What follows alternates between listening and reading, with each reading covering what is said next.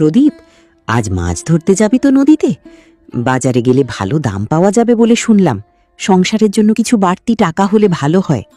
হ্যাঁ মা, সকালেই বেরোবো ভাবছি। জালটা ঠিক করে নিয়েছি আগেই। নদীতে এবার মাছও নাকি বেশ ভালো উঠছে শুনেছি।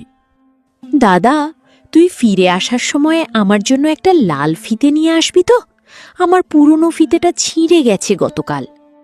ঠিক আছে বোন, তোর জন্য সবচেয়ে সুন্দর ফিতেটাই নিয়ে আসব। তুই শুধু ভালো করে পড়াশোনা কর, এটাই আমার চাওয়া। বাবা প্রদীপ, তোর বাবা মারা যাওয়ার পর থেকে তুই একাই তো এই সংসারের হাল ধরে আছিস। তোর কষ্ট দেখে মাঝে মাঝে বুক ফেটে যায় আমার।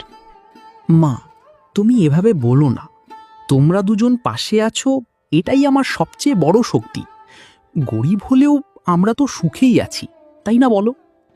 হ্যাঁ মা, দাদা তো আমাদের জন্য সব করে। আমরা সত্যিই ভাগ্যবান এমন একটা দাদা পেয়ে, তাই না? তোরা দুজনেই আমার চোখের মণি। চল এবার সকালের খাবার খেয়ে নি, তারপর নদীতে যাস প্রদীপ। বেলা বাড়ার আগেই ফিরে আসিস। নদীর ঘাটে প্রদীপ মাছ ধরছে। রাধিকা কলসি নিয়ে জল নেয়ার জন্য আসে। এই মেয়েটাকে তো আগে কখনো দেখিনি এই গ্রামে। কি মিষ্টি চেহারা, কি হতে পারে?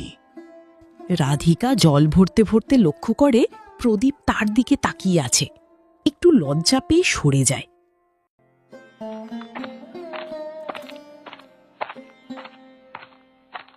নরেশ, ওই মেয়েটাকে চিনিস তুই?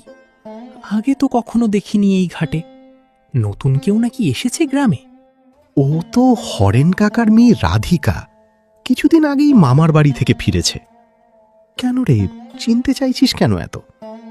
না, এমনি নতুন মুখ দেখে জিজ্ঞেস করলাম।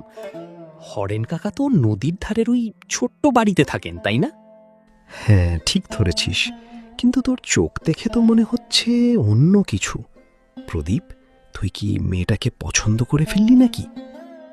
আরে না না, কি যে বলিস। চল এবার বাড়ি ফিরি।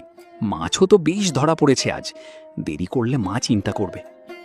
ঠিক আছে চল, তবে মনে রাখিস, চোখ তো মিথ্যে বলে না রে বন্ধু। তোর মুখ দেখেই বুঝেছি কিছু একটা হয়েছে তোর মনে।